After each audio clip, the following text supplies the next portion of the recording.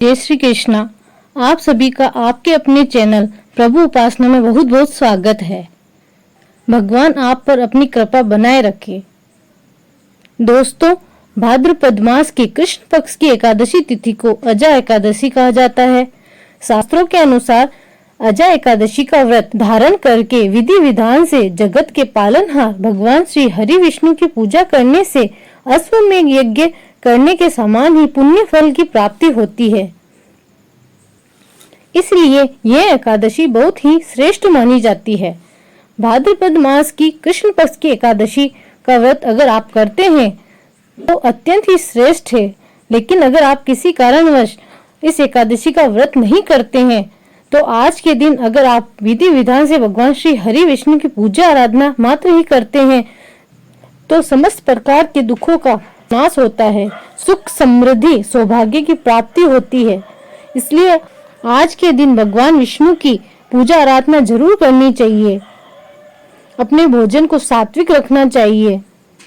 एकादशी के दिन भूल कर भी लहसुन प्याज का सेवन नहीं करना चाहिए।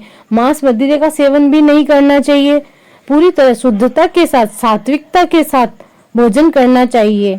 इसके बाद भगवान श्री विष्णु की अगर आप पूजा करते हैं उनमें से ही भगवान श्री विष्णु अपनी असीम कृपा आप पे बरसाते हैं। एकादशी व्रत की कथा इस वीडियो में मैं शेयर करने वाली हूँ, इसलिए वीडियो को पूरा जरूर देखिए और अगर आपको आज की वीडियो अच्छी लगी हो तो लाइक जरूर कीजिए।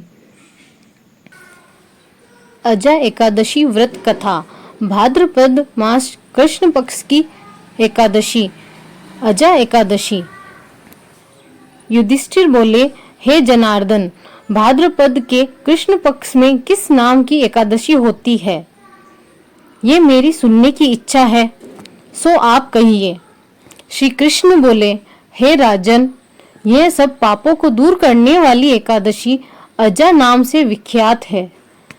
ऋषिकेश भगवान का पूजन करके जो इसका व्रत करता है उसके पाप दूर होते हैं। हे राजन, इससे बढ़कर दोनों लोकों का हित करने वाली कोई नहीं है। प्राचीन समय में जब पृथ्वी का स्वामी चक्रवर्ती हरिश्चंद्र नाम का सत्यवादी राजा था, यह किसी कर्म के वश राज्य से भ्रष्ट हो गया। उसने अपनी स्त्री, पुत्र और अपने शरीर को भी बेच दिया। हे राजेंद्र, धर्मात्मा राजा चांडाल के यहाँ नौकर हो गया, परंतु उसने सत्य नहीं छोड़ा। स्वामी की आज्ञा से वह कर के रूप में मुर्दे का वस्त्र लेने लगा। वह राजा सत्य से नहीं हटा। इस तरह से राजा को बहुत से वर्ष हो गए। राजा बहुत दुखी होकर चिंता करने लगा कि मैं क्या करूं और कहां जाऊं, मेरा उद्धार कैसे हो। इस प्रकार शोक सागर में डूबे हुए चिंता युक्त दुखी राजा के पास गौतम नामक मुनीश्वर ब्रह्मा ने परोपकार करने के लिए ही ब्राह्मण को रचा है। मुनीश्वर को देखकर राजा ने उनको प्रणाम किया।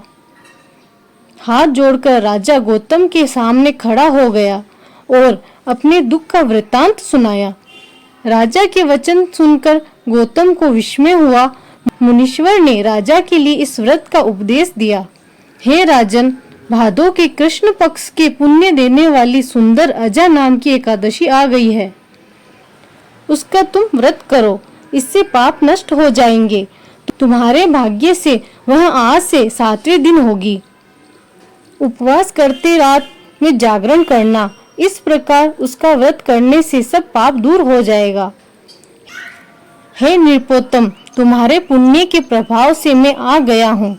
इस तरह राजा से कहकर मुनीश्वर अंतर ध्यान हो गए। मुनीश्वर का वचन सुनकर राजा ने उत्तम व्रत किया। उस व्रत के करने से राजा का पाप क्षण भर में नष्ट हो गया। हे राज शार्दुल, इस व्रत का प्रभाव सुनो। जो कष्ट बहुत वर्षों तक भोगने योग्य है वह शीघ्र नष्ट हो जाता है। इस व्रत के प्रभाव से राजा का दुख दूर हो गया। स्त्री मिल गई और मरा हुआ पुत्र जीवित हो गया। देवताओं ने नगाड़े बजाए, आकाश से फूलों की वर्षा हुई। एकादशी के प्रभाव से राजा ने निष्कंटक राज्य किया। सब पूर्ववासियों और कुटुंबियों के समेत राजा स्वर्ग हो गया। हे राजन, इस प्रकार के व्रत को जो मनुष्य करते हैं वह निश्चय ही सब पापों से छूटकर स्वर्ग को जाते हैं। हे राजन, इसके पाठ करने और सुनने से अश्वमेध यज्ञ का फल प्राप्त होता है।